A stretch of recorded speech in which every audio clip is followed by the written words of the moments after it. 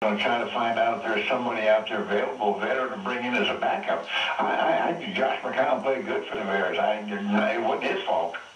I mean, what they did, what the Bears are doing right now, what Mark Trestman and that offense has done is really good. They're doing a wonderful thing. Now, I know they had the big return for a touchdown, but the defense is not playing well, and really, it comes down to tackling is a lot of it. I mean, it's just not good tackling, and it's just unlike a Bears defense. So I think you got a problem when you get into a catch-up mode. And I look at some of these games, and I said the Washington-Chicago game was the last team with the ball is going to win. I guess so. Last team with the ball did win that one. The other one I wanted to ask you, watching Jets-Patriots yesterday, clearly a game that was interesting in a variety of ways. One of them is the Patriots now having lost Wilfork and lost Mayo. The Jets were able to run the ball on them yesterday, and I don't know that that's something, or my question to you would be, when you've suffered enough defensive injuries that suddenly the team is running the ball down your throat a little bit, what, if anything, can a coach and a team do about that? Well, there's not a whole lot you can do. I mean, the guys have got to play, they've got to play better. But really, when you lose key people, your backup people, that's why they're called backups.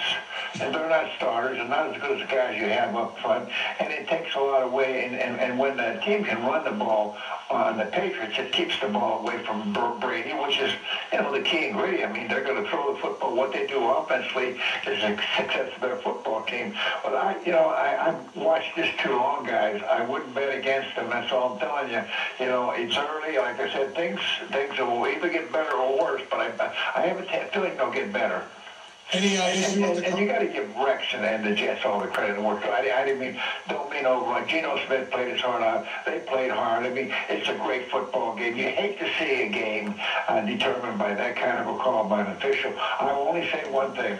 Nobody knows more than I how hard it is to officiate in any sport, especially the National Football League.